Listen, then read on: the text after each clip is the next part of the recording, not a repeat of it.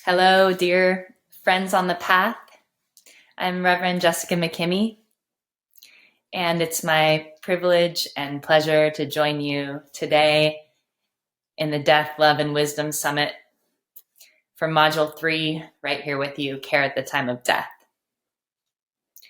Before I get started, I'd like to invite my ancestors to be with me, beginning with my land ancestors, the ground upon which I sit, the Coast Salish people, the Duwamish tribe, now known and colonized as Seattle. So inviting them and inviting my spiritual ancestors, the Buddha, Dogen, Taizan Meizumi Roshi Bernie Glassman, Thich Nhat Hanh. And I'd like to invite my blood and chosen families, particularly my parents and some friends, Justin, Melissa, Laura, and Simone, whose lives and deaths have helped to put me on this path to be here with you today. Maybe we can just pause a moment, and you can also invite your ancestors to be with you for our time together. Your land ancestors, your spiritual ancestors, and your blood and chosen family ancestors. And this is a ritual practice that I invite myself to do pretty much every time I have a speaking engagement or run a group. And it's just a way that we can consciously already enter this portal of death and dying. Just by inviting our ancestors to be with us now, it begins. We are opening ourselves to the energies of the bardos of dying and death and beyond. So we'll just have a moment here with our ancestors.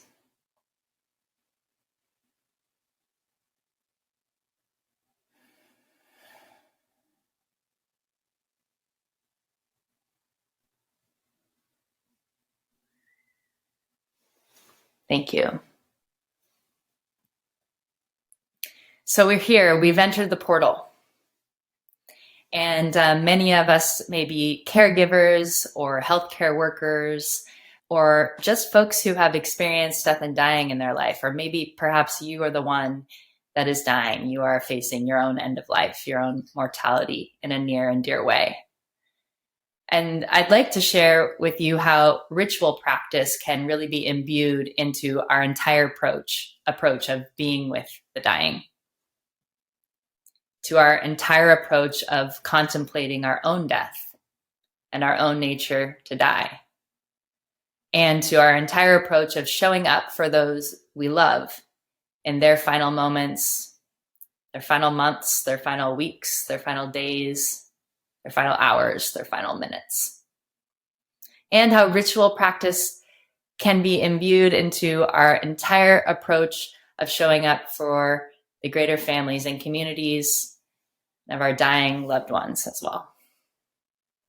I'll be sharing a couple personal stories as well as some professional experiences in my work as a chaplain and death doula that have helped me in the embodiment of ritual practices.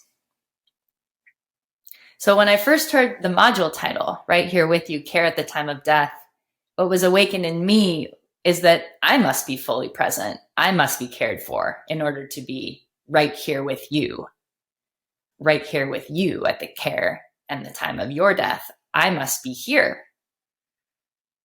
In order to care for anyone else, I must care for myself. I must be here with myself in order to be here with you. Otherwise, there's no me to be here with you, right? So that means practicing being fully present with what I'm bringing every moment. And especially in death work, I believe that this requires coming to terms with, or at least reaching some comfort with, the idea of my own death. So that's where I'm going to start. And I'll start with just a little story. So years ago, I was near the end of my chaplaincy training with Upaya Zen Center. And I took my annual pilgrimage to Santa Fe, New Mexico for Rohatsu, the week-long retreat honoring the Buddha's awakening in December. It was pre-pandemic, so imagine the full Zendo. And when I arrived, I was feeling a little bit off, tiniest bit under the weather. This was obviously before any tests for anything, so, I was just kind of doing what we would do back then, just noticing and kind of continuing on. But by the second day, I could hardly sit through Zazen. And early the third morning, I woke up coughing and out came blood. And so obviously I was very concerned. And I took myself, I was taken by one of the priests to the emergency room, Kozan sensei. If we're watching, Kozan, thank you. Quickly, I was admitted and put onto an IV. They found that I had pneumonia and my blood pressure was dangerously low, some 60/40. And my white blood cell count had spiked. So suddenly, as I had been working so hard to complete my chaplaincy training in order to serve others, I was on the other side of the curtain as a patient. Not quite 40 years old at the time. So there I was in the hospital, hooked up. And I asked Sensei Kozan, would you please read to me the Bardo's meditation? I want to contemplate my death. Now he looked at me with wide eyes and a smile, nonetheless, like something was kind of wrong with me. And, said, are you sure? You want now? And laying on that bed, I smiled back and I said, yes, if any time, it's now. So he pulled out his phone and he began reading. And I lay there listening and invoking the images of my own body shutting down and eventually decomposing. Sitting there in that state where, just that morning, I was so ill that I could hardly be awake to my own reality. My reality was sort of waving.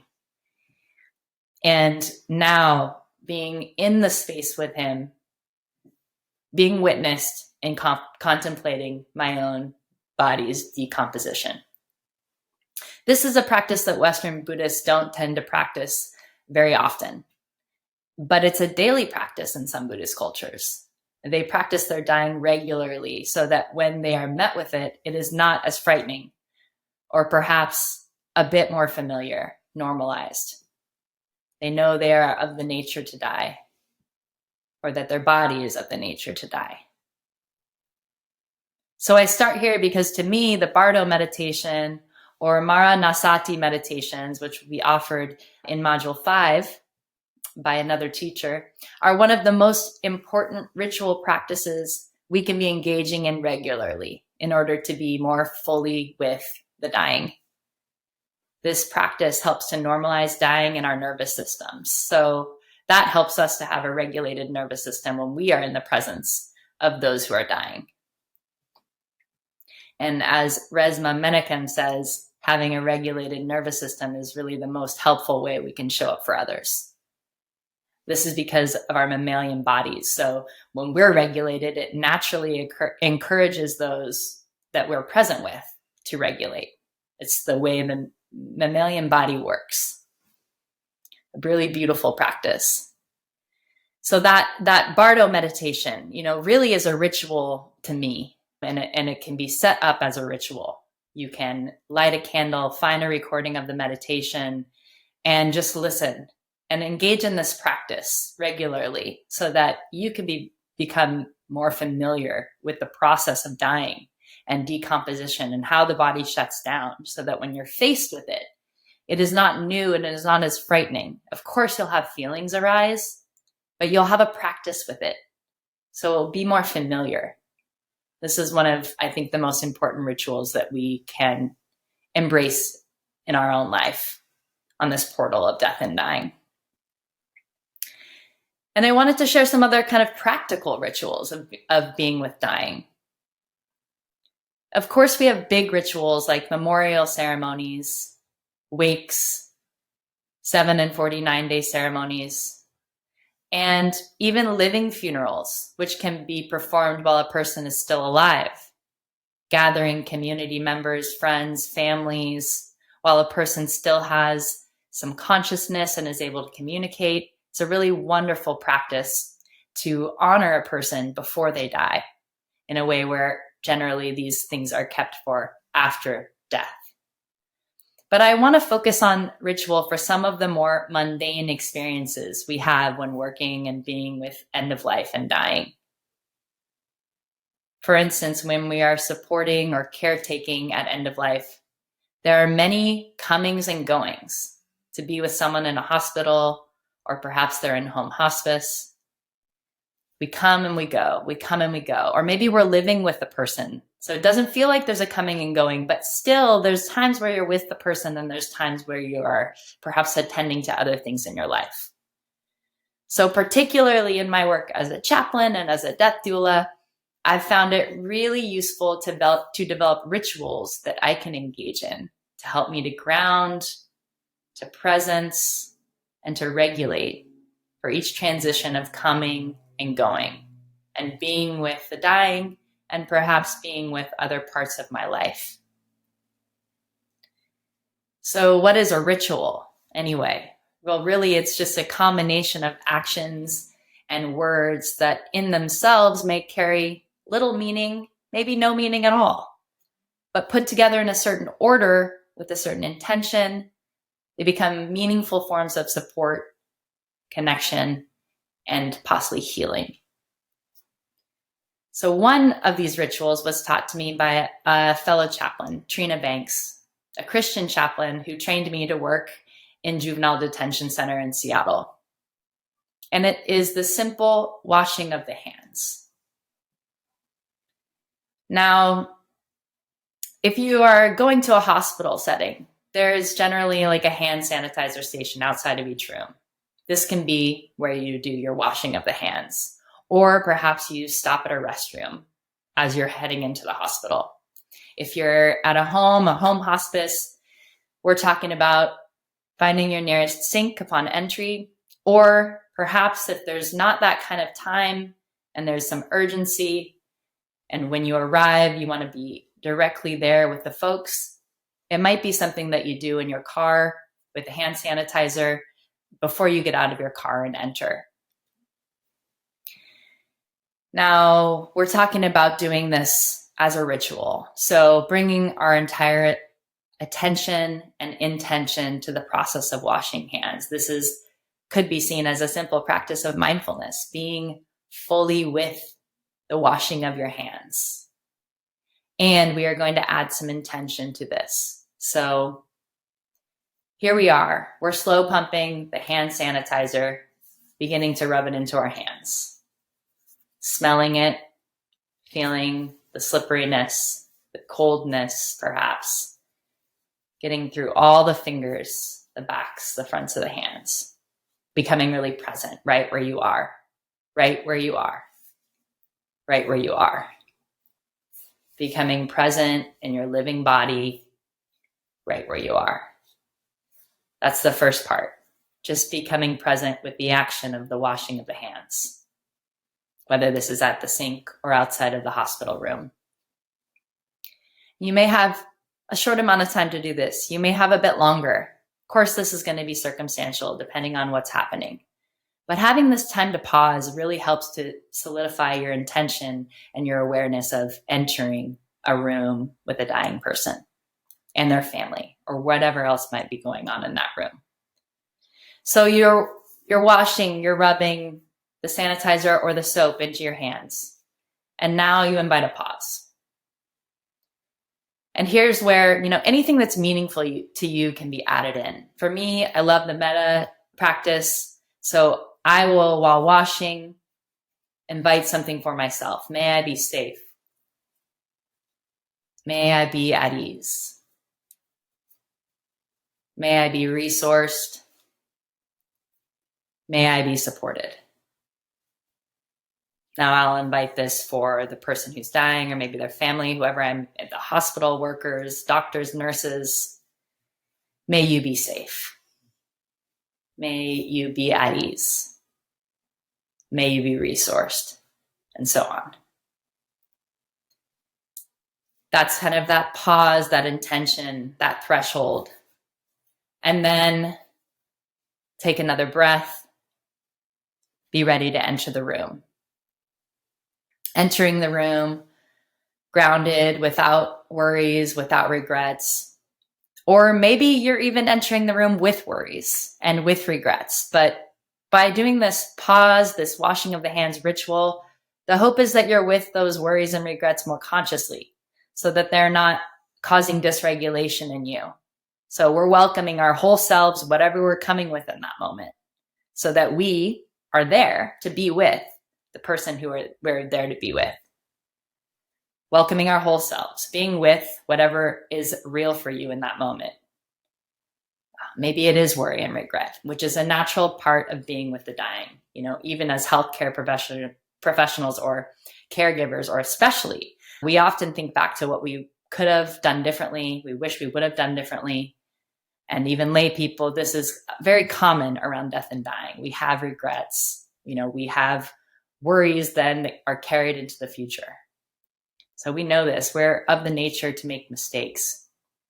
And being with this reality, we can actually unfold compassion for ourselves in real time during that washing of the hands. As we pause, we invite care for ourselves, compassion for ourselves, and we can better care for the present moment for the person in front of us who is dying. So that's just one simple ritual. And this is something that is for coming and going. So as you go, there's another washing of the hands. As you go, you find the sink or you find the hand sanitizer, and you do the washing of the hands to cleanse yourself of the time and the experience, or to further integrate the time and the experience, to be there with what is alive with you now in this moment, after you have had the experience of being with the dying, after you have had the experience of being with the family, so that you are, again, fully present with yourself. It might have been traumatizing. It might have been traumatic. You might have entered a room and there might be flailing. There might be real discomfort. You might be witnessing a lot of pain and suffering. And so the leaving and the washing of the hands again is to honor that, your experience, what you had just witnessed, to experience the physical sensations that are alive in you, offer some breath. And in that way, you're addressing it in real time and not potentially carrying it with you into the rest of your day, at least not on such an intense level. And so as chaplains, we were trained with the 3 tenets of the Zen peacemakers, which are not knowing, bearing witness, and compassionate action. And this hand washing prepares us to enter the room with this not knowing. Because again, we don't know what we're going to be walking into with dying. Every day it is unknown. We don't know when the person is going to die. We don't know how it's going to exactly happen. We don't know what it's going to look like. So these rituals help prepare us to really fully enter into this state of not knowing. The second of the tenets is bearing witness. So once we can arrive fully open with beginner's mind, we can really just accept what's there. Looking around, perhaps there is a distressed nurse. Perhaps there is a grieving family member by the bedside. And we can bear witness to what is.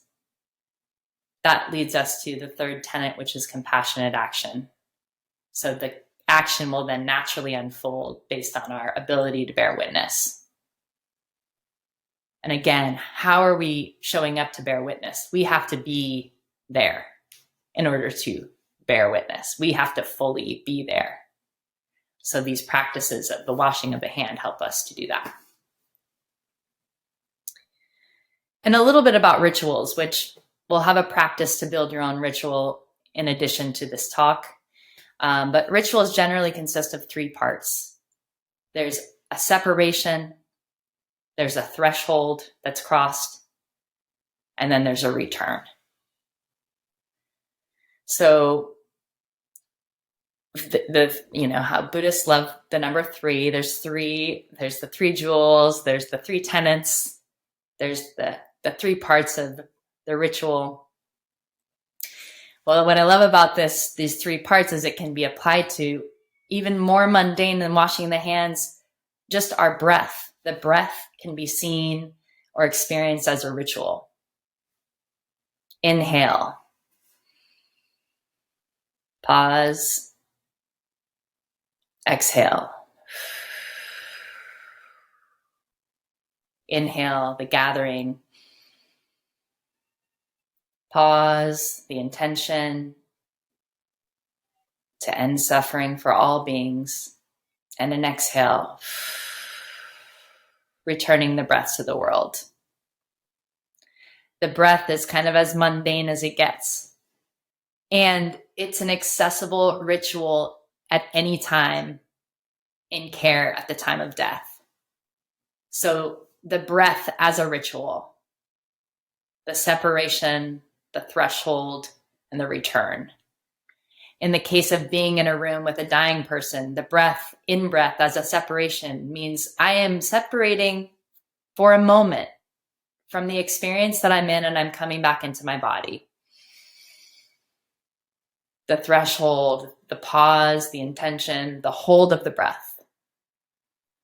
And the returning back to the room, returning back to the space that I'm in. The breath can just be a simple ritual of care for myself, which will then result in my ability to be present and care for others, those that I'm with. So just these two rituals of washing the hand and the intentional ritualistic breathing can help us bring our full presence and consciousness to this sacred opportunity of being in this portal of death and dying and being fully with the dying. And this portal, for those of us who have had the privilege to experience it, being there with someone as they take final breaths is really one of the most precious experiences in life. So we're preparing ourselves so that we do not miss the gifts that are available during this portal in this time. We can fully be with, almost clearing our schedule, the schedule in our mind to be with these gifts that are offered by the dying, just by the dying doing the dying. And beautifully, the body knows how to die. We know this. The body has always known how to die.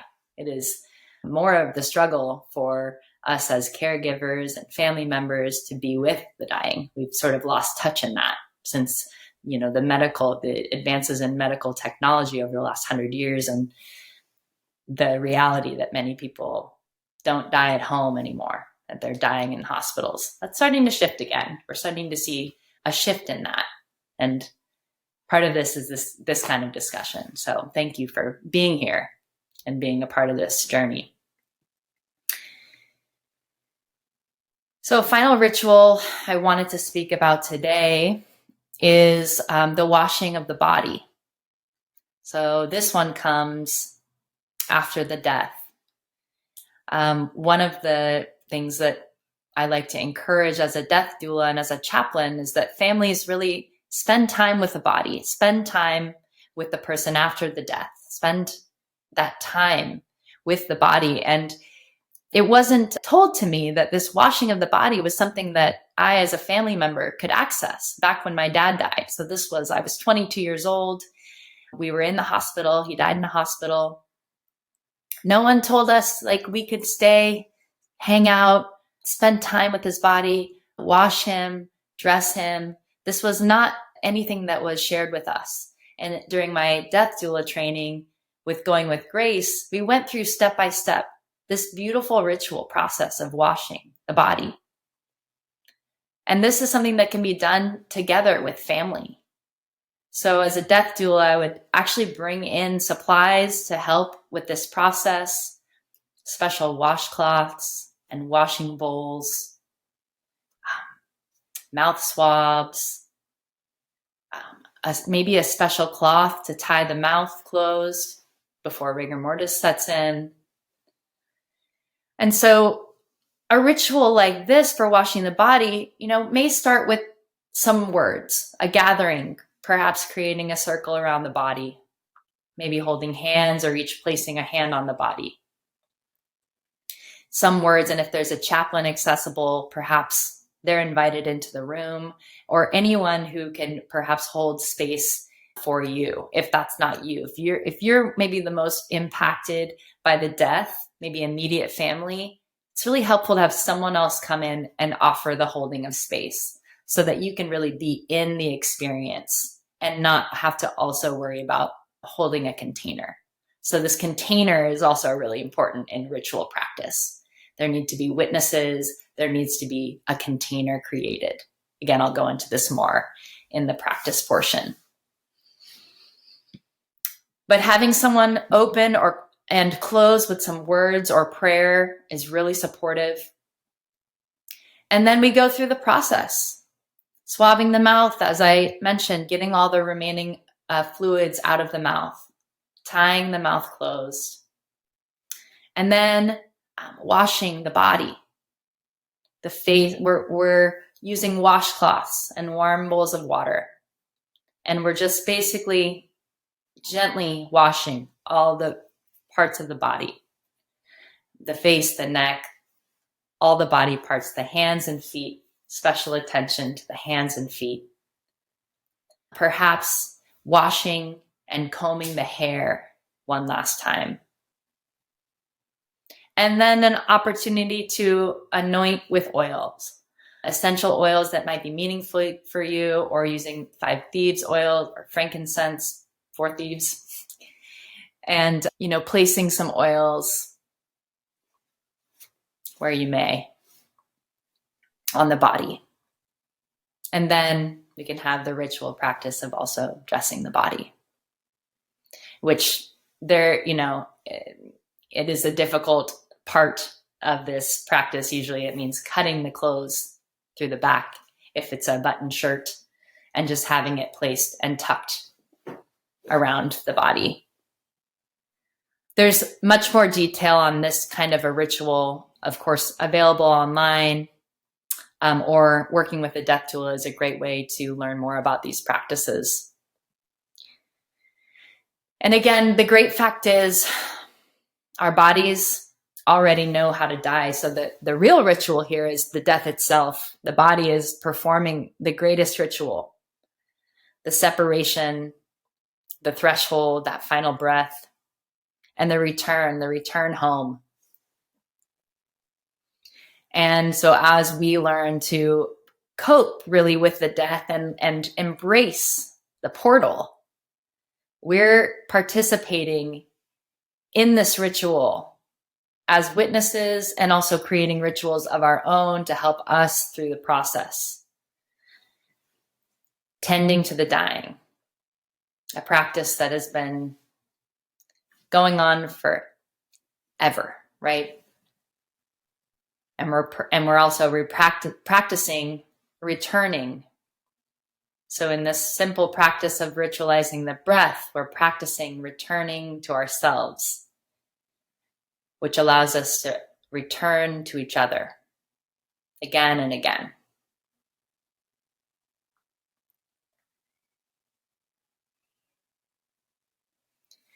So these 3 ritual practices, 4 actually, the Bardo's meditation, and the 3 more practical that are interactive and with the dying, the washing of the hands, the breath as a ritual, and the washing of the body.